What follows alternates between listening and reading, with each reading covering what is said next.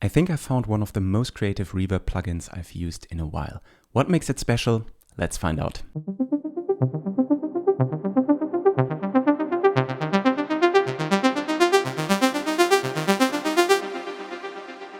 Hi everyone, my name is Kvndra, I'm a musician and live act, and today we will be checking out the Borealis reverb by Mantra Instruments. For that I'll be using my trusted Mother 32 here, and we will be playing a sequence from my working title Mount, a new song I'm working on, and it sounds a little bit like this.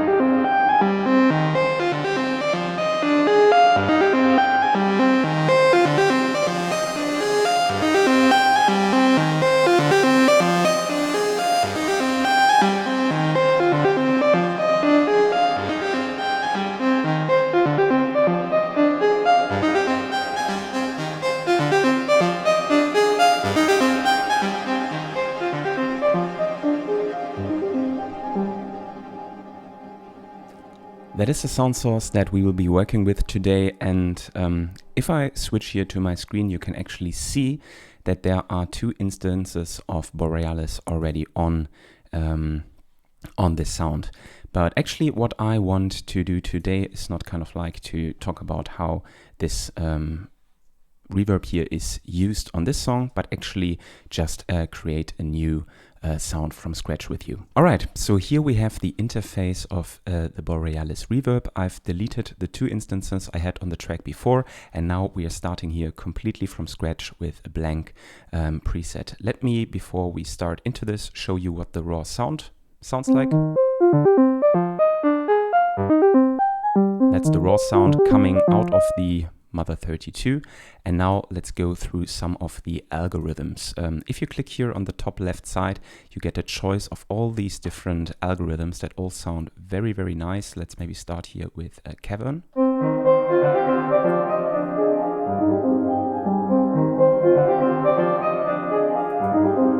Nice, let's move on to Driven.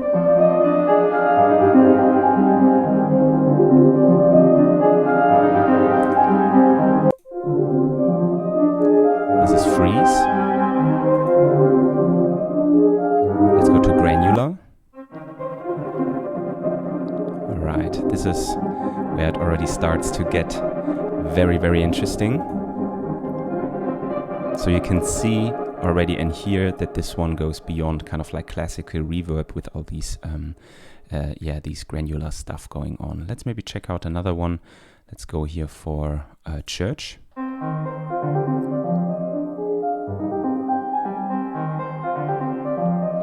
Very, very nice room. But this actually is not what makes this reverb plugin so special. I mean, you have a lot of reverb plugins with algorithms, nothing too fancy here. But I think the beauty of this plugin really then lies here into the controls and further on the modulations that you have. For now, let's work here with the algorithm freeze and start to tweak it so that it fits the sound here that we are working with. On the left side here, you have kind of like your dry wet control, like I think very straightforward. And then you have your three main controls, so to say. Right now they are set so that I control them here. So let's maybe put the sound for now a little bit up. 65% dry wet sounds fine. Just bringing down the filter a little bit. Could make the size wider. There's a lot of feedback coming through, so you need to be careful with that. We could bring the shimmer up. Nice. And bring the freeze up.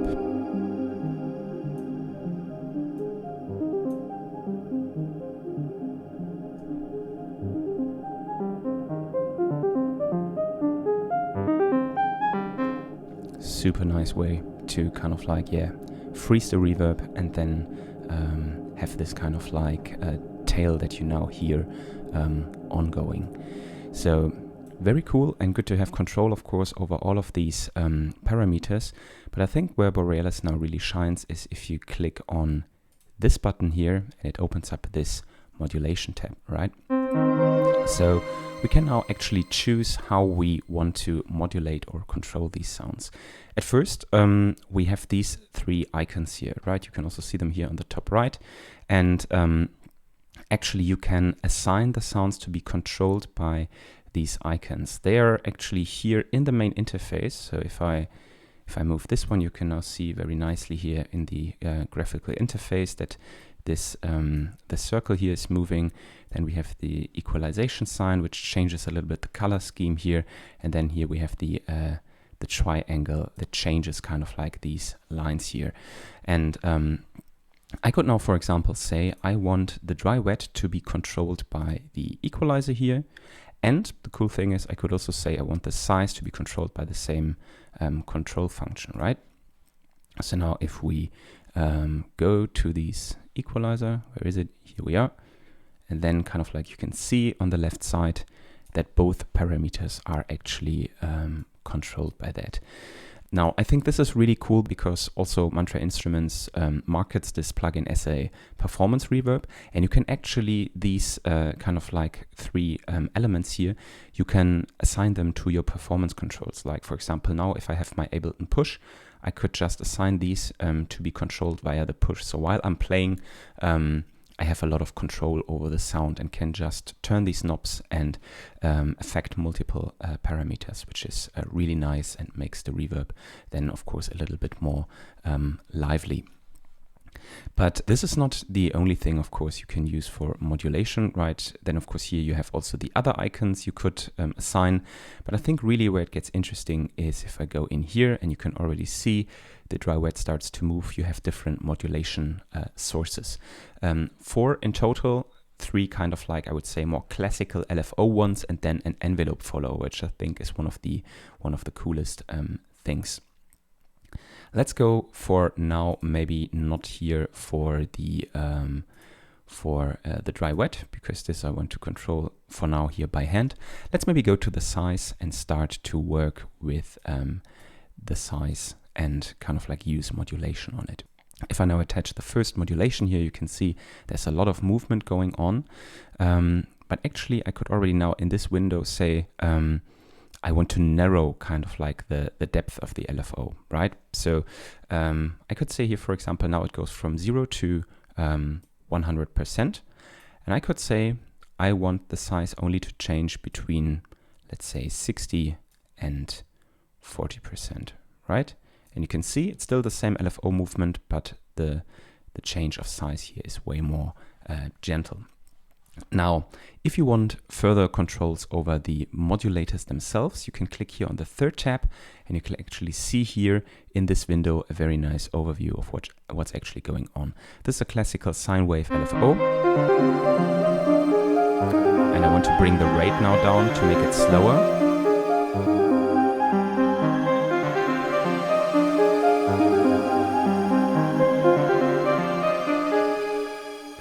And also maybe we go back here and then say, right, we make this a little bit bigger, the whole kind of like frame from 30 to 70%.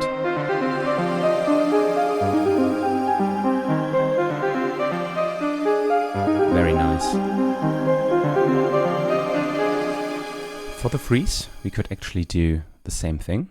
Right, so we go in here, choose one of our modulators. Maybe for this one we want to go for modulator 2 and have a little bit more of a crazy modulation shape, like maybe something more like this. Maybe use a shape like this, which is a little bit more of a random one. And maybe we make it a little quicker so that the parameters are changing a little bit faster. You can also see it here down there in the meter in a very nice representation. And also here you can actually see which paths are being changed by that. And now I'm realizing actually I'm changing now modulator 1 and not modulator 2 as I wanted. But that's no problem. We can just work with that for now. You can see here it's actually now changing and the size is jumping around. which I don't want. So I go here for modulator 2 and now shape modulator 2 in a way that I say, okay, I want the sine wave LFO, but way slower. And now for this one here, actually, I'm now going for modulator 1 because here I want the sound to be, the freeze to be jumping around. And I want it to be from 0 to, let's say, 50%.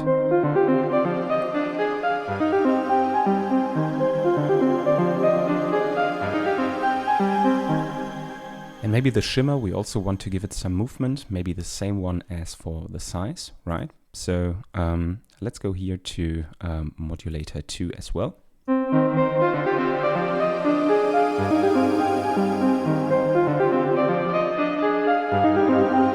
Very nice.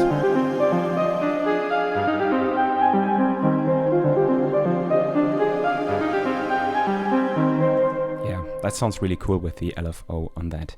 But one of my favorites actually that you can do, and that I also did in my new song, is I use the envelope follower here on the dry wet signal, right? So if we now go here into the modulation and we go here to the envelope follower, you can see as I start to play that there the sounds are coming in, right?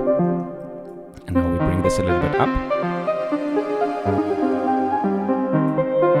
so that we have a very nice dynamic range here, and now we can use that to basically control our sound here, right? So it starts at 0 and you can already see here that it's jumping around like crazy. We don't want it to be that much affected, but one effect that I really like is to have on sounds that are a little bit more silent, more wet signal, and then once the sounds are opening up and are getting louder, that actually the sounds are becoming more dry, right? So let's hear what it sounds like.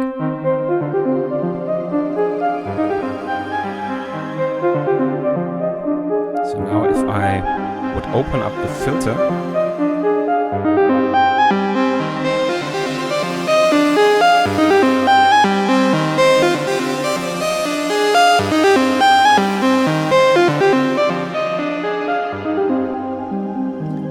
you can hear really nicely how this is affecting the sound, right? So then once kind of like the sound is a little bit more quiet, like this, it's really draining in reverb, right? Because we can see here the envelope follower is just very little applied, and this is why the sound is staying quite wet. But once we are opening it up,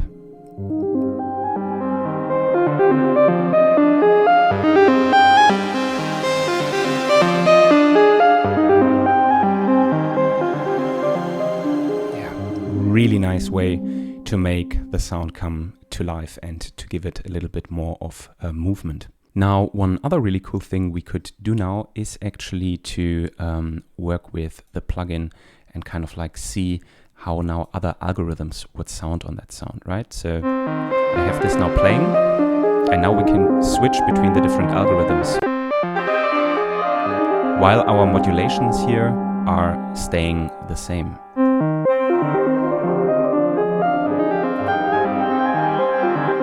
Let's go to granular.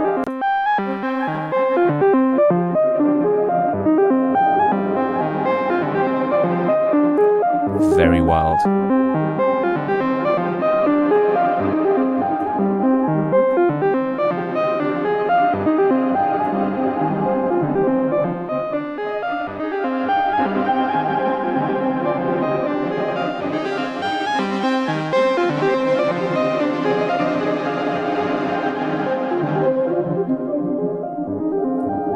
Really cool.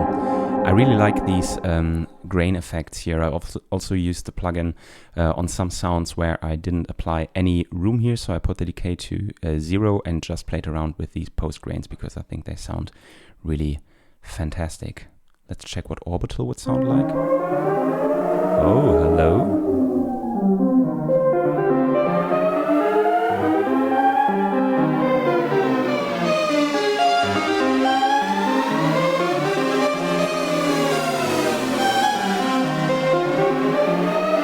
Oh yeah, here we go.